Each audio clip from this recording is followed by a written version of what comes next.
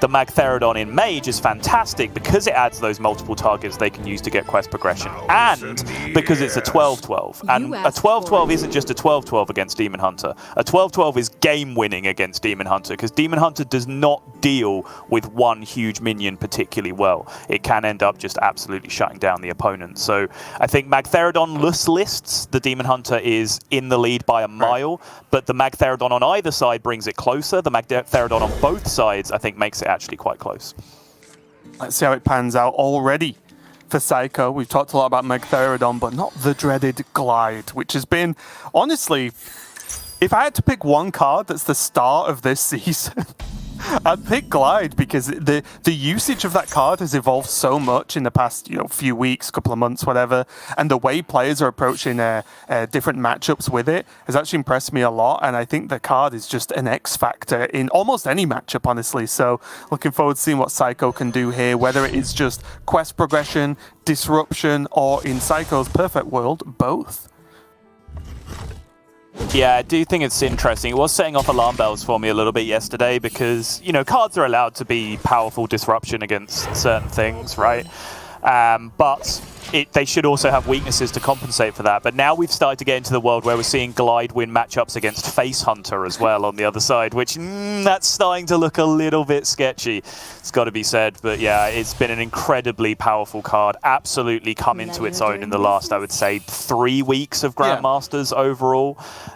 Really just opening up the door for Demon Hunter to be an absolute terror as Demon Hunter technology has slowly evolved step by step.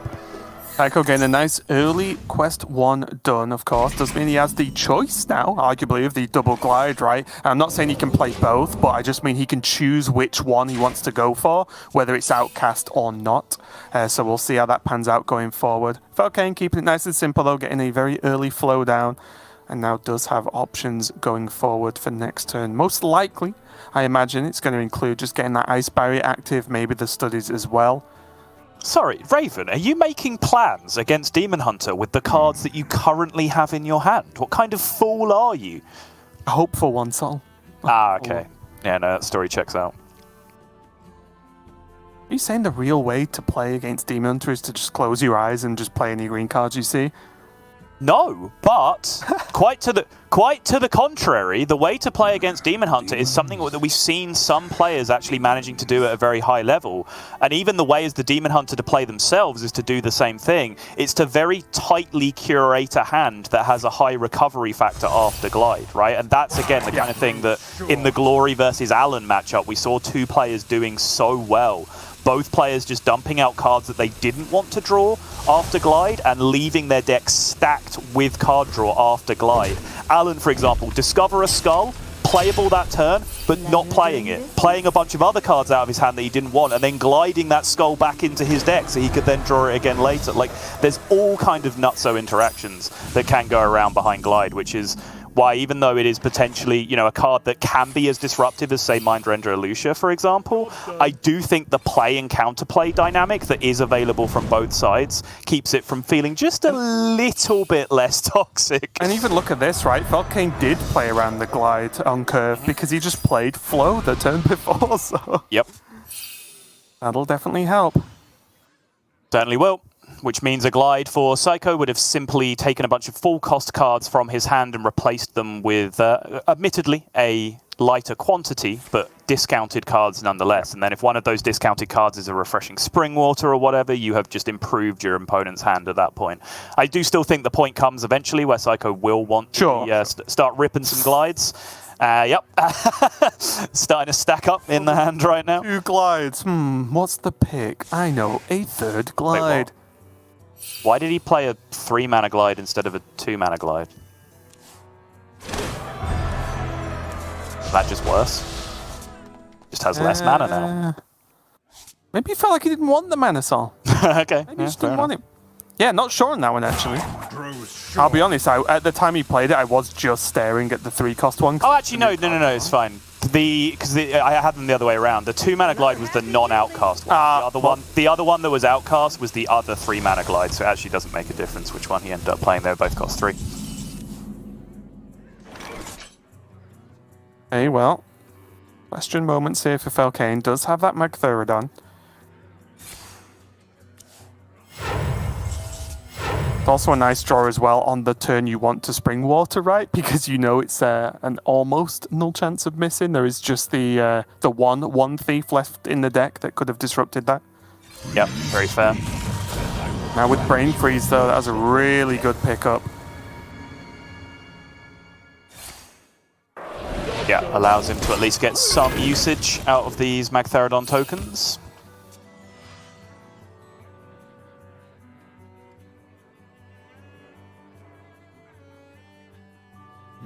Guess it's not too bad, of course. There is that little... He got... Yes! Who cares about the game? Full screen that camera! This is the way to end a season. Forget about Demon Hunter versus Mage. The doggo. Yeah, that is an excellent dog. Felkeine, thank you. Made my day. As I was saying, as I try and compose myself after seeing the cool dog, although it was a turn quicker because of the Magtheridon, I guess Seiko wasn't overly upset seeing that turn right because he was going to play Kurtrus anyway, so he knows he was giving Felkeine freeze targets very soon regardless.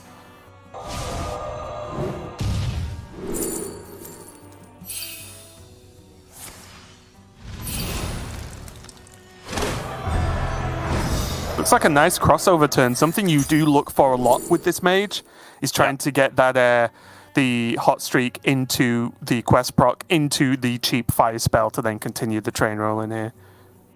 Evolving doesn't look bad, but barrier is a freeze. Oh no, he can't play because it's not proc, sorry. Oh yeah, interesting, right? Can leave the minion to then proc the barrier to have another barrier. Or he could devolve the minions, which negates his Magtheridon, but also remember that Kurtrus is only a 5-drop, so that's getting a heck of a lot smaller. Yes. He could also, like, ignore, like, Shooting Star, Ignite. This works, right? Still have the devolving missiles at the end to be able to devolve the 5-drop, but I think just extra damage is pretty good in this spot. And also, if he's going to do this, Magtheridon kills it anyway, right? So why devolve? Yeah, true. And just chuck a fireball to face. Can't argue with a play that does that. Oh yeah, it's true. The devolving missiles play actually wouldn't even have been an option, right? By the time you kill the other two minions. If you're going to kill them, yes. Just dead. Yeah, exactly, yeah. Yeah, so doing it this way does make the most sense. Like I said, 12-12 is actually a ton of gas against Demon Hunter in particular. Seiko does have his best tool to be dealing with it, which is I-Beam, but he still needs... You see how much extra help he still needs to be going along with it.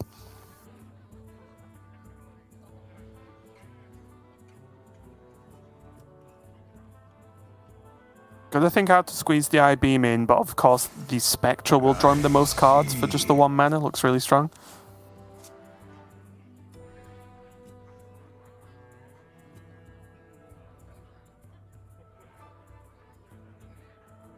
You're gonna go Moarg here with Immo? Like he might well do, yeah. Still has plenty of tools left in the deck to be able to clear this up. And of course, Mage not a class that you need to ever really... Oh, okay. Mage not really a class that you ever really need to overly stretch with OTK Demon Hunter in terms of the damage combo, right? You either don't proc the barrier, or Seiko's going to get to swing a Magtheridon in and like overkill the ice barrier anyway. So either way, Felkeine's health is going to be relatively low. A raw cram session is not really what you're after here. Primordial Studies look for Blood Mage. Yeah, probably the Blood Mage at this point. You could go Guild Trader, I suppose. There's no great downside at this point to just going tradable instead of the Blood Mage ping. Oh wow, he's actually going to drop it with the Cram Session, looking for Brain Freeze. Doesn't find it. Flurry? Finds Flurry though. Flurry works. That'll do. Yeah, great. He would have loved another Cram Session on offer there, wouldn't he? Mm-hmm.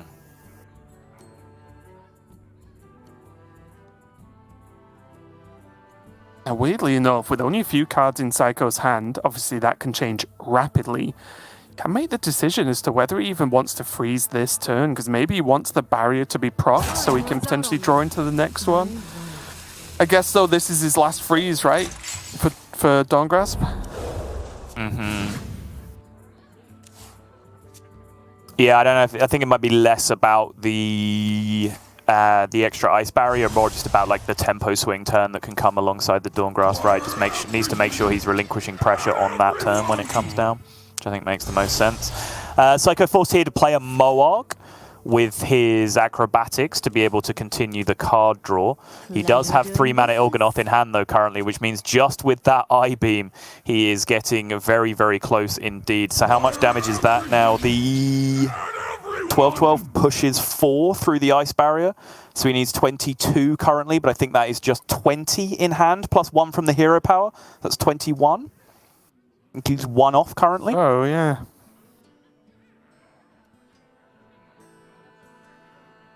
Five from the spell damage, double to 10, double to 20. 4 damage goes through from the 12/12 plus 1. But we're dropping the Moags. He just does it anyway, right? I think he has to now. Yeah, Felkeine very confused. Wait, Felkeine, you're not dead.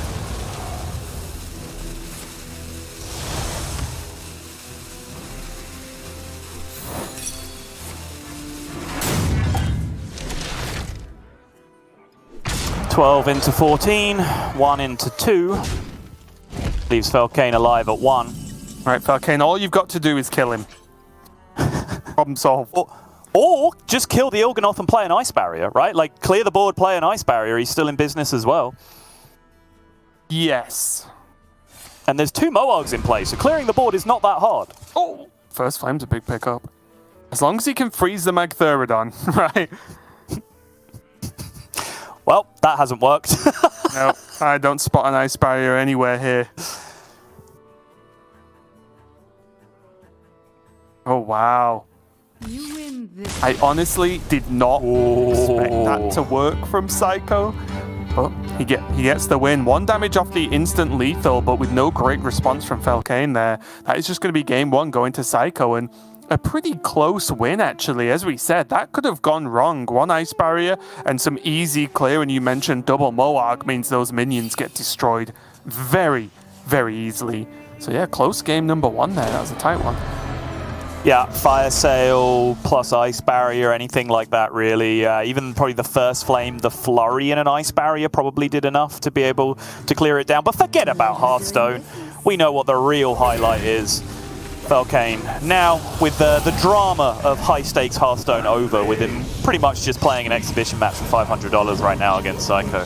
Taking the moment, of course, to show us all his dog, which is much appreciated. Oh, yeah.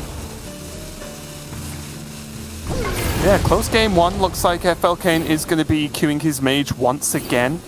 Just waiting to see what Seiko is going to choose to drop in next. He does have the Aggro Druid or the Mage of his own. I feel like Felkeine's just had the same bemused expression on his face for the entire game after the point the Magtheridon came down, based on these replays. Just the confused look, the shrug, the, oh, I'm still alive. And then the continued effort there. Seiko just taking a second to choose what deck he wants to queue next. He is going to be faced up against that Mage, as I mentioned. And interestingly enough, this series still doesn't look super easy for Seiko, even with that 1 win. You mentioned a lot about 1 matchup win doesn't necessarily define who's ahead in the series overall, because he has Mage or Aggro Druid, and Felkeine still has his own Mage, of course, his Hunter and his Demon Hunter, which to me still keeps Felkeine in a great spot to win this series. Yeah, I think he's got some good matchups for sure. Again, the Mage Mirror might be a problem. Sure. We talked about this yesterday when it was Felkeine again with his lineup going up against Wama.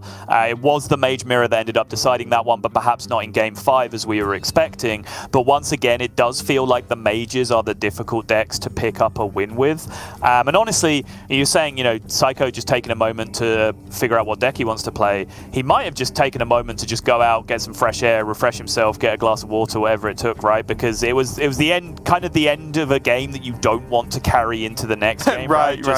Just reset, move on. You got the win, point to the scoreboard, reset your mental energy and move forward. So would not be surprised if that's what we're seeing from Seiko. And yet again, here we are. As soon as I start talking about Mage Mirrors, they seem to appear as they did yesterday with that Wama versus Felkeine series. And again, I think this, if we were going to pick one possible matchup out of the series that was going to be important to deciding the eventual winner, I think this would be it. I do agree. Quick mulligan there from Seiko. I think that was a double Ruined Orb, I think he had there or something. But yeah, quick mulligan there from Seiko just to fish for the more important cards. And again, a matchup where Magtheridon becomes even trickier. Because if you're going to play Magtheridon, you really do want to either kill the minions or at least utilize them to some extent on that same turn. So no surprise, we're not going to see a Magtheridon keep from Felkeine, but he does get a flow and now a Spring Water. So the plan here with all this card draw and a flow is pretty much what you're looking for, even if it doesn't always want to look exactly like this. Not only that, like he drew card draw, flow, Wand Thief, which is almost as crucial a part of the equation as anything else is in the Mage Mirror, because you almost always need those Wand Thieves to secure you fast quest completion in this matchup, because not only can they discover you the missing piece of the puzzle that you need for any quest step, it's also just a minion that you can blast yourself with anything you want, which is the missing piece of basically this entire matchup most of the time, is having those targets for any of your spells. And I do love, after Flow being a pretty key card in the meta overall for quite a long time now, it still hurts as much as the first time, right? Felkeine, Coin Flow, and Seiko's like, oh, can't believe it. Even though, no doubt, this has happened to all these players many times before, Seiko's just going to respond with a Fireball to the face. And Wait for it. Wait for it. Hey. There we go. Okay. Now, this is Hearthstone. This is the game I signed up to play. Yep, Felkeine knows.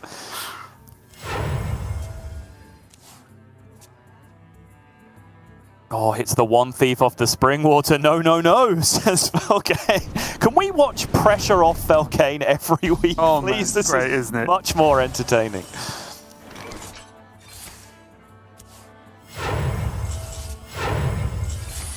Okay, Oh, yeah. fantastic pickups. The Ignite, really not the best right now, but Ruined Orb normally digs you towards something good. Yeah, pretty good here, honestly, because now the combination of Wand Thief, Brain Freeze, Ruined Orb, Ignite is now just a whole other quest step that Felkeine can power through very, very cheaply over, the remainder of this turn, and a couple of mana for next turn as well. Also this Shattering Blast to think about, isn't there? Yeah, I was going to say. Yeah. Shattering Blast, one of the few sort of AoE style frost spells that doesn't require a target or anything on board whatsoever. You can just play it for 3 mana and activate Frost. Unlike Flurry, that you can see, for example, in Felkeine's hand, that does require enemy targets to be able to play. Yes, now more clearly in Seiko's hand, you can see not with the highlighted border, unplayable. Currently, Shattering Blast does not have that restriction.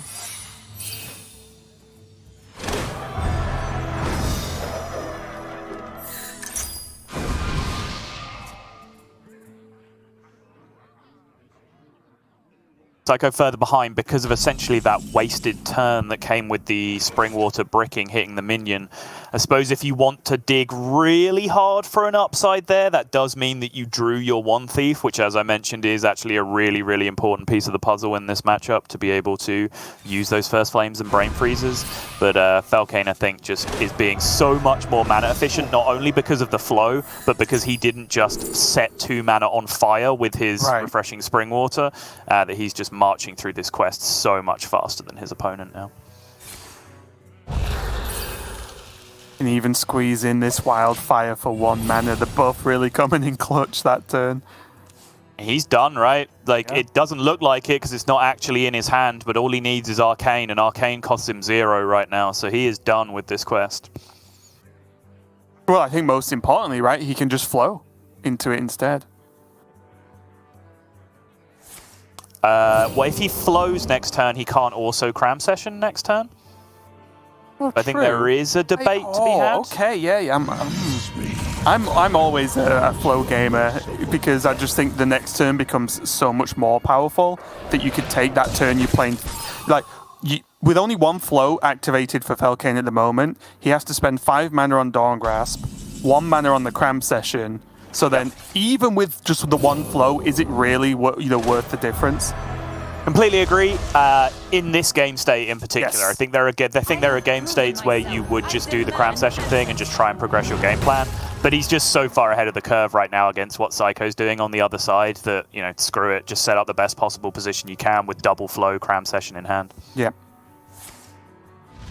But now Seiko with the Magtheridon and of course Dawngrasp on board does mean that he is likely to massively progress his own quest this turn if he can get some help from some Frost, and that looks like a Cone of Cold. Is the Incantus Flow too juicy? No, okay. Go digging for spell damage here. Trying to beef up that Cone of Cold a bit. Okay. Does have a free first flame as well. Yep. Again, good placement from Felkeine with the Cone of Cold. With respect to Cone of Cold and other effects. Yeah, actually did this, I think Seiko did this in the previous game as well, and we did gloss over it, but for positioning in that state, he kept putting his own minions in between the warders on the other side, playing around Magtheridon in certain situations as well.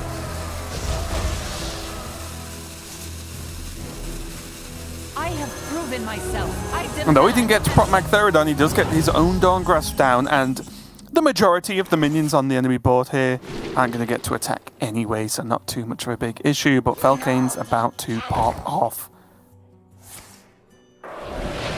Flurry, Brain Freeze, making some hand space.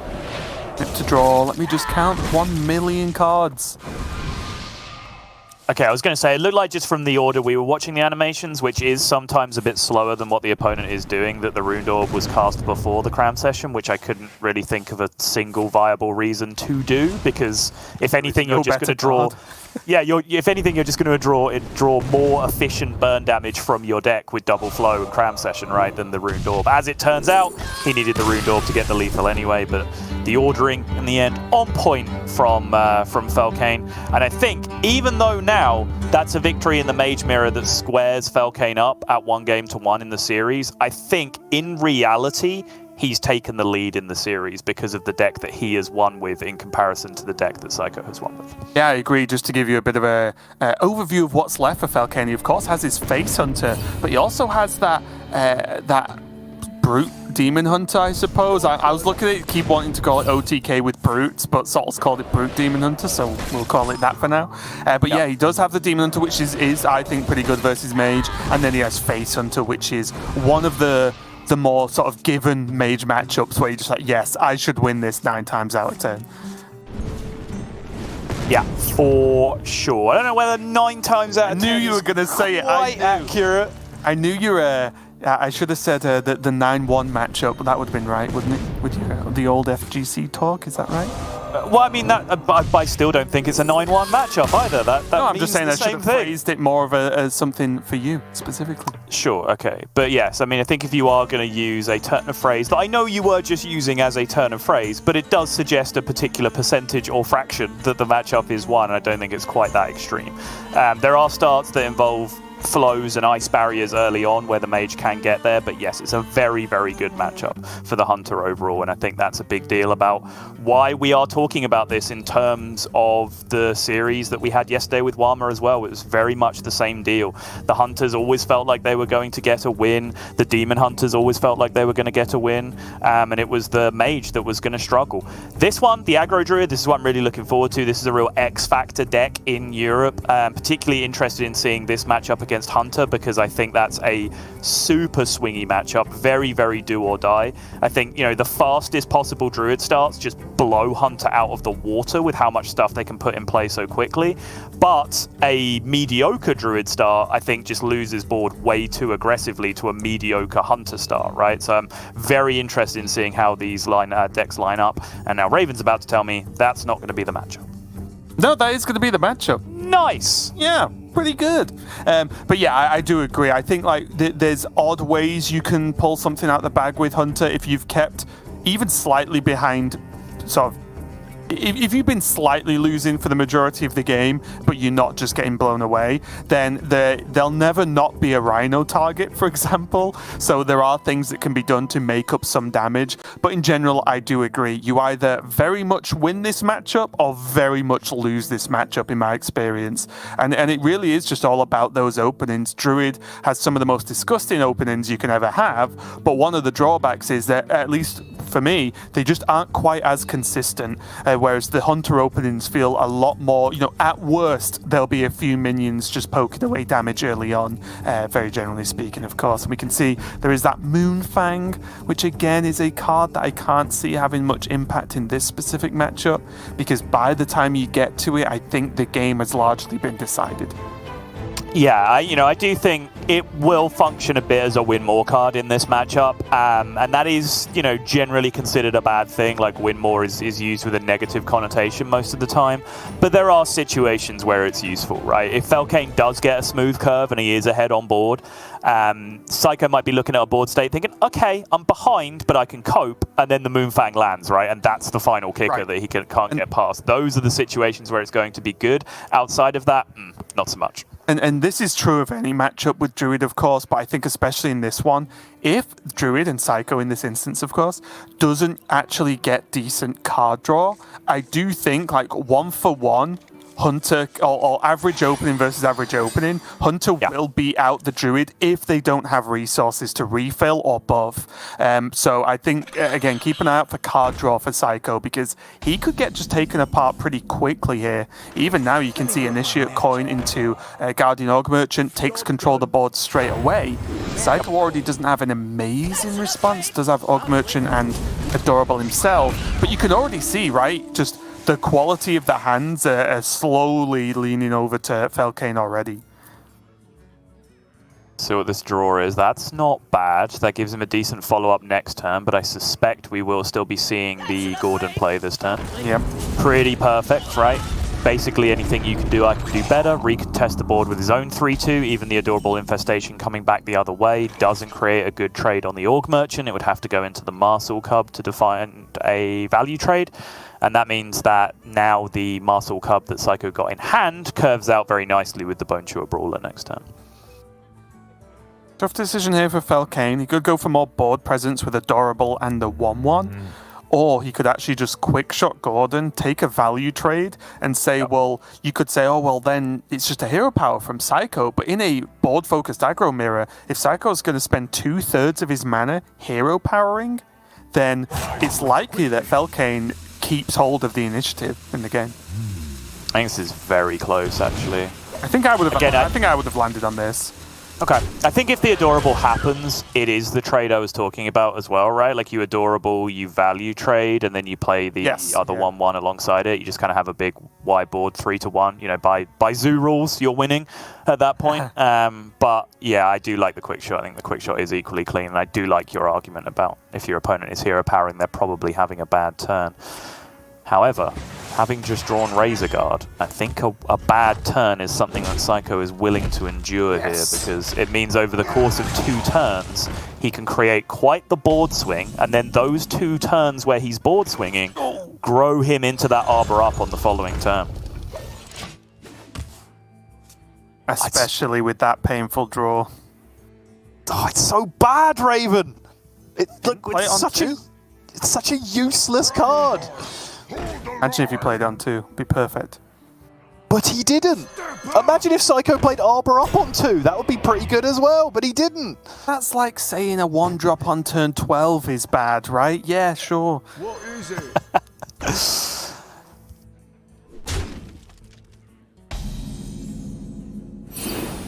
And now, no real interactivity for this hand. Piercing Shot Go is not going to get it done, because the Arbor Up on the other side is still going to get way too much work done. Yes, although it's not going to get it done from what we can see, I think Piercing Shot the Battle Guard is just has to be the play. Like, anything else doesn't really achieve. Is it? Oh, yeah. Okay. I mean, I kind of like this, right? Because I know what you're saying, but I think if you follow your logical conclusion through, right, is that you're saying Seiko has 1 card in hand and it's bad, therefore I can win, right? That's your theory behind killing the Battle Guard. To do that, the best thing to do is kill the Peasant, right? To stop them drawing a different card that might actually be good. Right. Yeah, there's also the slight case, the side point I was also thinking of is, what if those 2 cards really benefit from Battle Guard? And then is that just a board I can't win from? We're obviously not talking about Arbor Up, because this is obviously insane for Seiko. But it was a tough call. I don't hate the Peasant. Kodabane comes down, but what's that? 12, 15. Yeah, just teacher's pet all phase. Keep this game simple, because if there's one thing Hunter can't do, and there's definitely more than one thing, but if there is just this one thing, it's recover from a board state like this. Yeah, correct decision, Felkeine. Unfortunately, that was like we said, you either very much win or very much lose in this matchup, and Seiko very much won that one. Decent opening there. It was a little bit back and forth, but just having the Battle Guard turn and the Arbor up to land safely, and Felkeine just having no Wrangler mainly as well for that turn 4 play, having to piercing shot, but the Felmore was the backbreaker, I think there. Like, drawing Felmore with nothing else to do on turn 3 is about as bad as it's going to get. Yeah, really is. And then when you get that far ahead as against Hunter, the only real question you have to ask yourself is, do I lose to Ringling's Rifle in any way, right? And no, absolutely Seiko didn't. So at that point, it was just keep playing your stuff, keep going face. Eventually, the game is going to end. And that's often the case in this matchup. I think a lot of people might think that, oh, just get Explosive Trap, you'll be fine. Well, as you can see, you won't, because a lot of the time, the minions are either 2/3s naturally anyway, or there are just buffs. I'm not even just talking about Arbor up, but the Adorable Infestation, for example, can help you out with that. The Oracle is a 2/4, so that's not even close to dying to one explosive. So yeah, it's actually pretty tricky. There has to be very specific situations for Rinlings to even dig you out, but you are right. It's the only thing Seiko had to think about in the previous turn. It does mean Seiko still has this Mage to get a win with, and if he can, he does move on to the finals of the last week of playoffs here. And if he can't, it's going to be Felkeine who takes that spot instead. Indeed. And it's a little bit easier said than done, as I have been mentioning throughout the series so far. Intrepid Initiate on 1 with the coin, particularly when Seiko is basically forced to play the quest on turn 1 here, is going to be pretty brutal. But he did now pick up that Ignite to be able to shut it down. And honestly, this is starting to develop into the kind of hand that gets there for Seiko going up against Hunter. It could be one of those rare occurrences where this, for the Hunter, the 7-13 match isn't going to quite get it done, and Seiko might steal it here. Was that any better? The 7-13 match. Picking numbers that felt random. Wait, so you're saying the Hunter wins 7 times out of 20? That's even worse. Yeah. Just like I said, I'm just picking numbers at random until you say they're right. Oh, I see. I see. Here, though, the Divine Shield goes a long way to helping this out for Felkeine, pushing that early damage. And again, just to reiterate, the minions are great early on for the Hunter, but it's actually the hero powers and spells that are the key point in this mid-game. Already, Seiko at 22. Manquick off the top's going to almost force Seiko to just need to get a barrier soon, because, as I was just saying, the minions normally only get a couple of swings in. They keep hitting you before a barrier. That's when you're in real nightmare territory. Springwater was a filthy top deck there, and the actual filth that came off the Springwater might just give Seiko a chance here. Yeah, and you see the reaction from Felkeine, right? That is a quest proc for 0 mana this turn, and a board clear with mana to spare, and now a fire sale picked up alongside all that as well. It does already seem now impossible for Felkeine to actually grip this board ever again, so I think he's very fortunate to have the hand that he does have, which represents a significant amount of burst damage with the quick shot, with the Barrack Kodabane that he has that can not only find the other quick shot, but also either an aim shot or the wife that he shuffled in on the previous turn. Yeah, I was really wondering about this turn as well. I was looking at second flame ping. What do you think about the Ignite instead? Because to me, it just says, well, you might draw Ignite next turn and not Ice Barrier. That's fair, yes, but it is also slightly more mana efficient, right? The other play would float 1 mana, and the only thing you probably are going to do with that is cycle the fire sale, which you might do, but at the same time, like, you might feel that's a valuable card that you want to hold on to at this point. Again, Seiko's had a good response here, of course, but it's the game is by no means over. This is still very tricky. He does get Flurry to be able to freeze out this Neophyte, and it will progress his quest, of course. He's going to go digging.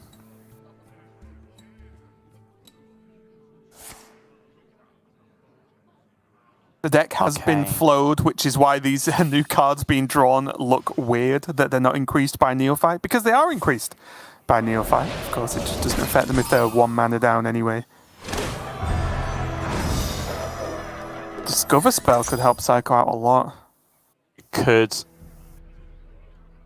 Crossing the line here. Crossing the bar line like Biggie on Hypnotize this turn. He gets to now activate parts of the next stage of the quest. Shattering? Oh, you. Well, I mean, it costs 4 this turn, right? If you're planning to do it this turn. True. Because I don't think he like the main thing for Fireball here is to kill something from Warsong Wrangler. I was just wondering, what about just having Guaranteed Frost? I almost led towards Fireball there because I think the thing about Fireball for me was not killing something from Warsong Wrangler, it was about killing something from your opponent's face, which actually you do need to get done at some point over the course of the game. Because, yes, he has a Springwater, but even if he gets this quest done, he doesn't currently have a Cram Session in his hand, right? Which means maybe he just needs to build up Natural Burn in hand to be able to get there. Right. That's a good outcome. That's 3 damage plus a 3/7 on board. It's usually bad at this point in the game, because at this point in the game an Ice Barrier has come down that you actually don't want to proc at any point over the course of proceedings. But no Ice Barrier means that is a juicy 3 extra damage there from Felkeine. Unfortunately for Felkeine, though, he didn't do the All-Star Hunter play, which is play Kodobane, get the wife, that then draws the aim shot. That's what you really look for in a top-tier Hunter play. Oh, is that not what it does every time? I thought that was 100% guaranteed. No? Is that not what other people do when they play this card? Apparently not, so I know it happens to me, but I've seen others fail. Okay. Oh, it says explode! And of course, it does give Seiko plenty of targets here, but it's nothing Felkeine's going to be upset about in any way. Like you said, the guaranteed 3 to face is huge, like 17 health, double quick shot now. Like I said, outside the double quick shot, he really is looking for an aim shot just because it makes up so much of that leftover health from Seiko without having to worry about Ice Barrier. It's a ton of resources dumped there from Seiko. The Flames and the Hot Streak into Fire Sail, none of which really progressed the quest, because despite all of those being fire spells, the remainder of the hand is now also entirely fire spells when what he needs is Frost. It's from Felkeine as well. You see one Fire Sail, just go double Walpatinga. It's so much better than Rhino. Rhino is just one single minion that can be frozen. Devolved, like whatever, dealt with very easily. This is much harder. We can see Fire Sail number 2 is there, but still, good push from Felkeine. The only worrying factor with that turn, and again, I do like the turn, is just the fact Hero Power wasn't pressed. That's the only thing that always gets me. Yeah, but alongside the Fire Sail, the Brain Freeze was also picked up here, which completes the quest. And that means through the fire and the flames, this is going to Dragon Force Felkeine to get on with this a little bit quicker than he might have needed to beforehand. Not bad for you, that one, Sol. Not bad. I'm just going to dump a fireball to the face. And this is what I was saying, right? Like, you can see in this scenario where maybe an extra fireball in your hand might just help out. Like, I'm not sure if the Arcane of the Shooting Star actually helped Seiko get through the quest progression, which may have been the case at the time. But right now, Seiko certainly needs card draw. And I know, Felkeine, I think sometimes you get in this this hole of misery against Mage where you just fully expect that one remaining card alongside the Dawngrasp to be a cram session. But right now, Felkeine is still in a very, very good position. I think, that was Magtheridon. A huge whiff, honestly. Yep. I was just going to say, is this Moonfang's time to shine? Hits the board, and I think it's fair to say for the first time this weekend, hits the board in a favourable position. Still, I would say slightly less impressive than we saw from the last dog on Felkeine's side. Yeah, not even a question.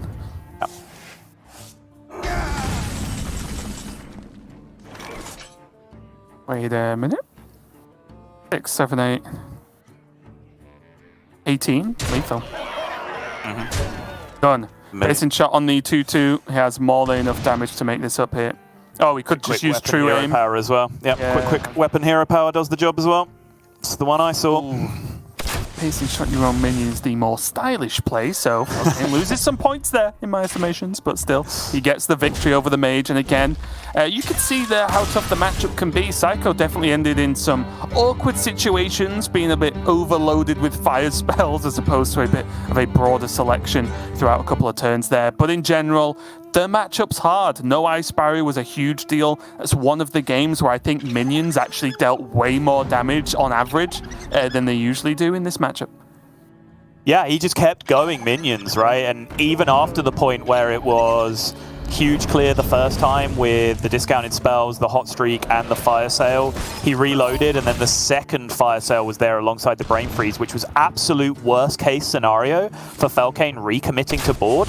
But then he just recommitted to board again, and he still got there. And I think that does make sense for a simple reason that you saw at the end, right? Which is, as soon as he got into a position where the burn spells needed to be played, he could play all of them, right? Yeah. So therefore, he wasn't missing really any damage over the course of a couple of turns. He missed a couple of hero powers, but as soon as he stuck one board, that one board represented 8 damage, which is 4 hero powers. And I think you could only, at best, argue that he missed 3 by playing for board as aggressively as he did, right? So by doing that, he still gained 2 damage back over the course of the game by eventually landing a board and attacking for 8 with it.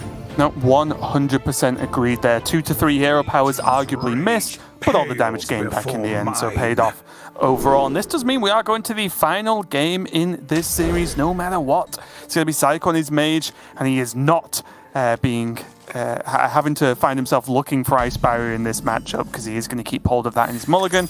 Gets the flow as well. He's going to be going up against Felkeine's Brute Demon Hunter.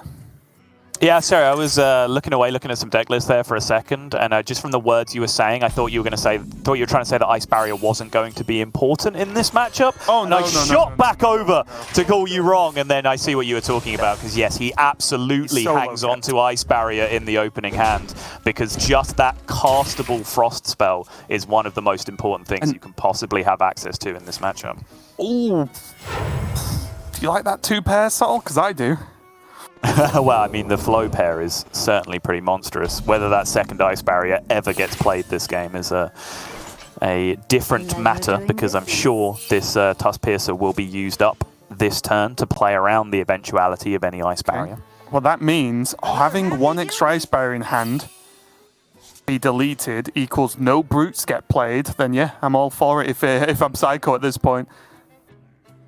Yeah, double flow huge. Of course, Seiko just looking for card drawn now to finish out the game opening you want with Mage, which is flow into card draw. Pushes the 1, because he's going to get the discounted sigil here anyway. Off the quest proc, load that up for next turn. Now just with acrobatics and a tradable, he now has the next quest step locked up as well. Are there any kind of hard numbers or general rules, should I say, that decide whether you play, say for example, 1 Brute that's cheap on board, and then whether, well, if you're playing it, I guess you have to attack into a barrier at that point? A Brute's something you would almost always try and avoid in this matchup in general? No, I think it's a good question. I think generally 1 Brute is more downside than it is upside.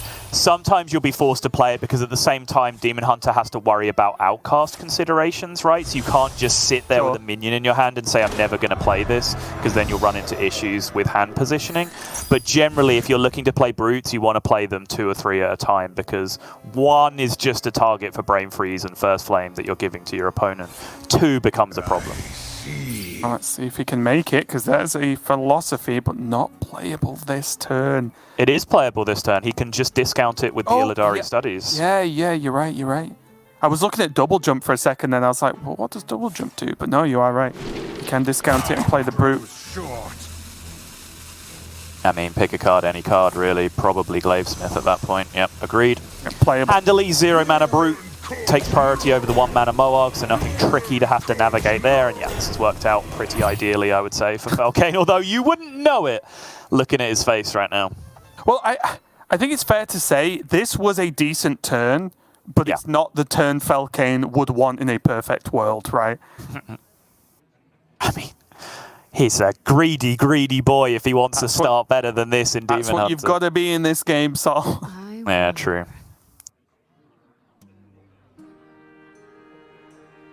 You don't dream about the second best turn you could have.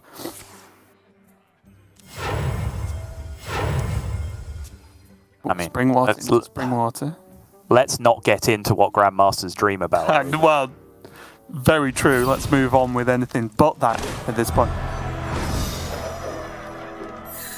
Second spring water's a really big pickup, though. Seiko is drawing a lot of cards whilst not playing that flow, which is also something to consider. Not necessarily that you should not play spring water this turn, but just, yeah, there you go. Just want to get that flow down at a reasonable pace. Right. Like, it's just kind of a buttload of mana, right? You have to be real sure that you want to spend 3 mana on a Incanter's Flow when you have facing down this level of pressure on the other side. Yeah. This is a very fast quest progression, right? He already has a cheap arcane. He's going to go barrier, and I was a little bit surprised he didn't go. I think he had a hot streak on offer, right? Okay, I didn't see myself, but yeah, I believe you. He had a fire spell that I think was cheap. I'm sure it was hot streak, but could always be wrong. Okay. I guess the argument is you have to spend 1 mana on arcane next turn anyway, probably. So then he can't. I was thinking if you go hot streak, can you just blast out a Dawn Grasp next turn? I see. Unless he rips a 0-cost arcane, then it wouldn't have paid off anyway.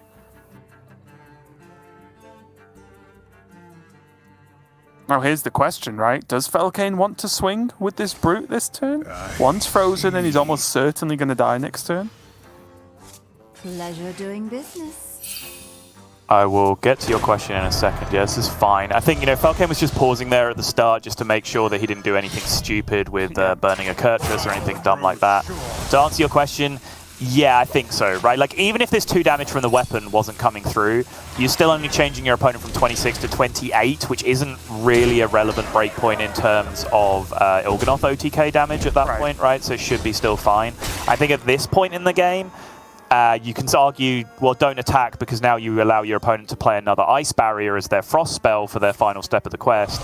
At this point, are you really saying your opponent's hand has no Flurry, no Brain Freeze, no Discovered Cone of Cold, Snap Freeze, anything like that, or a 4th Ice Barrier? Yeah, exactly. So I think, just if there are going to be ice barriers this game, you can probably afford to think you're going to chew through them. Yeah. Allowing for 2, right? Allowing for 3 might be a little bit silly. And I also think at this point in the game, because Felkeine's managed to get Kurtrus relatively quick or on time, depending on what you think of it, then he might well choose not to attack into an ice barrier this turn if he has the option. Wants fire. Doesn't get it. Back where he started. Primordial Studies into another guild trader.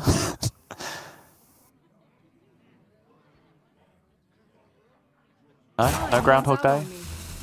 Okay. Yeah, it's kind of a rough turn that I think Seiko would have very much expected to at least get Dawn Grasp in hand that turn. Went for the left one, which is the natural one, and then thought twice about it and played the generated one instead. Very interesting.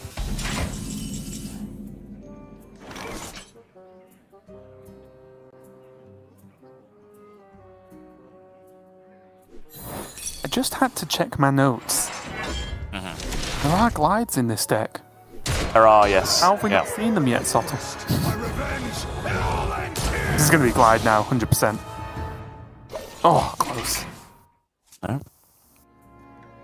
But with Il'gynoth in hand... Oh. I think Felkeine will be desperately seeking a glide at this point. Oh, does he not play it?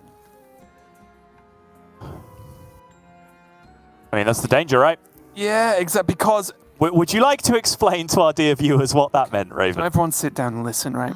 Yeah. So basically, glide's a card. And it will shuffle both hands away if it's an outcast. And the big problem point for specifically this turn is if there's ever a moment that Demon Hunter is likely to glide, if they haven't already done it, it's straight after Kurtrus, right? You throw the cards back in the deck, redraw them at a -2 mana cost.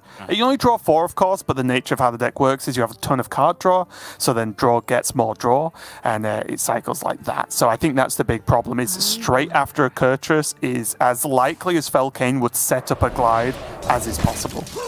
And also, just around that out, it's also the most likely time where if they've been playing the game up until now without a Glide, that they're going to top deck a Glide and be able to play it, right? Yeah, because they can keep drawing cards for a significant amount of time and still play a 2-mana Glide off the top at any given point. So this is the halfway play from Seiko, right? It's minimum punish.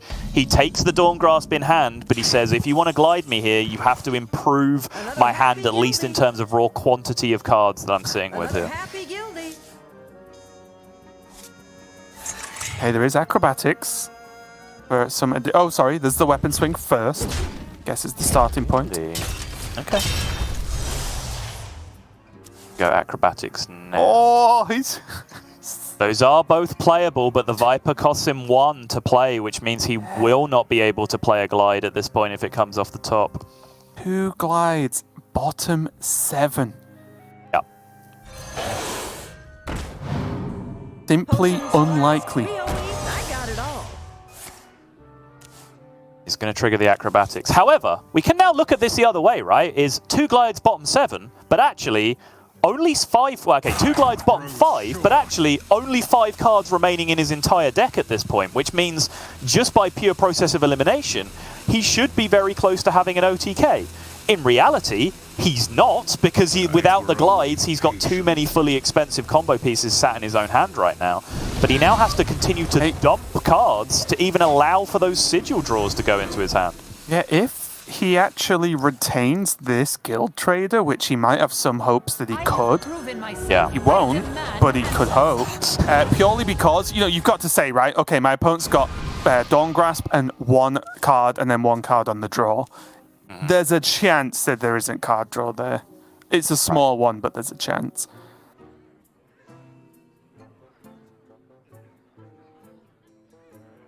It does mean right now that if Seiko wants to eliminate the guild trader, he does have to throw valuable burn at it this turn. What to do? There's no tool in hand currently that allows him to deal with it. He could, of course, still go for the other cram session and very much get there still. Oh, his deck is just disgustingly cheap. Yeah, and I think I like the cram session before the ignite. Is that too greedy? Someone's out on me.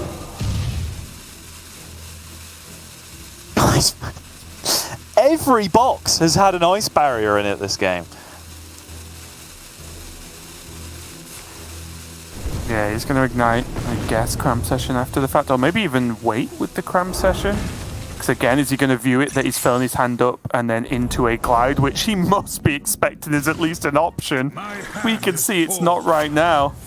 Bottom 3!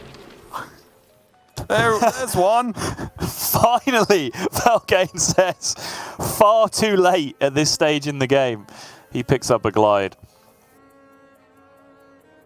So in total, his deck would contain, what, 1, 2, 3, 4, 5, 6, 7, 8, 9, 12 cards, minus whatever he would dump before the glide, which is quite a lot. A double MO. Oh. Yeah. Didn't glide. He didn't glide. We go fishing instead.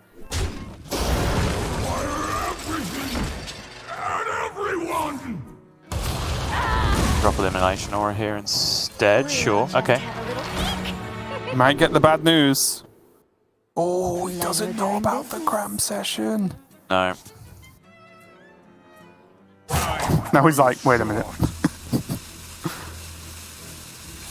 He has dumped a good amount of cards. He's going to hold on though.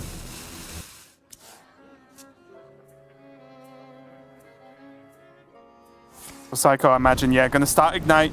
Go for the maximum outs at just killing Felkeine this turn. Yeah, disgusting. Felkeine gives the laugh, the card he did not see on the other side. He throws his hands up, doesn't feel like there's anything really he can be doing about this. Fireball 9, the Ignite is 6 currently in hand, so that is only 15, but there is still the Arcane Intellect still able to be played. 1 more mana to go alongside that. Yeah, he could start with another Ignite.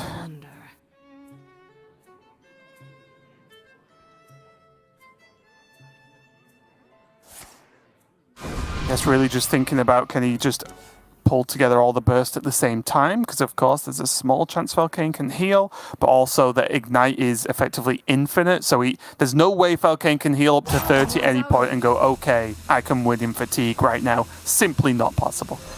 Right. But as it stands, he doesn't have it. Not quite, not quite. Believe it or not, his problem right now is that his burn is too expensive, despite how cheap everything actually is in his deck right now. That's what you're saying, is just glide into lethal. Able in the end to ping off the 4-1. Not the biggest deal in the world because the ice barrier was there on the other side. And now Felkeine has to look long and hard at this hand because, of course, he can go for outs here where, for example, play the Moargs on the board, play none of the cards on the board because even the Moargs coming back would be discounted by the glides, and then just try and rip the exact perfect hand off the top to be able to discount this. He didn't get the Il'gynoth by the looks of things because it didn't light up in the hand that he had currently. He gets everything else, though. Oh, no! Another happy guildie. Pleasure doing business. Just keep trading. Just keep trading. The big thing here, though, is... he can still do it. Is Felkeine... No, he can't. No, the Il'gynoth would be one off. Okay. Felkeine is on 19 health. I guess 18 with this one, too, right? And Seiko, I don't think, has any other card draw left, does he? Okay, good point. He attacks face here, which is actually very, very smart. Yep. Yeah, because his combo does 36, so the 35 that Felkeine has here does not matter. So attacking face to shut down the Rig Fair game is actually a very, very big deal indeed. That's a super smart face. Yeah. And I think, unfortunately, my tracker's broken, but I don't think there's card draw left.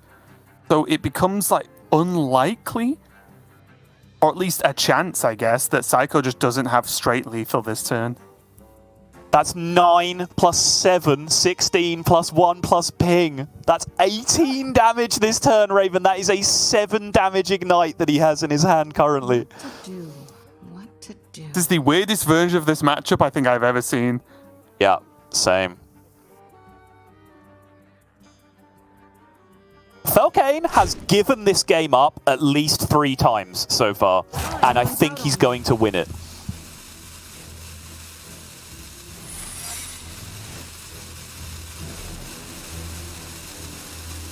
The secret!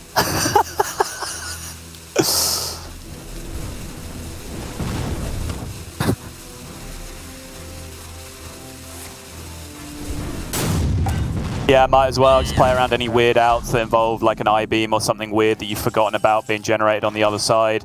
Gnar Glavesmith is useless, so now the Moargs have to go on the board. Gnar has to go on the board to outcast. The Glide then recycles the rest of the deck. Il'gynoth comes out. Fellscreen Blast comes back out. Even if you had to do more cards, the rest of your deck is tradable at this point, and you are going to deal 36 points of damage to your opponent's 35 health after they had 1 damage too little to do the same to you on the previous turn. That is an absurd game of Hearthstone to round out our first semi-final, Raven. That really was very, very strange, wasn't it? For multiple reasons. One, I think the way both players generally approached the matchup, was very, very good. The turn where Seiko dumped everything except for Dawn Grasp and Cram Session, as you've mentioned from the beginning of the game, is a way to approach playing around Glide. The fact that Felkeine did not have Glide until, what, bottom 3 was it at that point? Was kind of ridiculous and threw the whole matchup in the air because some of the key interactions just never really happened. And then just at the end there, as you mentioned, 1 damage off of Seiko. Felkeine knowing that he can hit face to stop a rigged fair game, even though it propped the barrier, was huge, and the play that clearly did actually win him the game.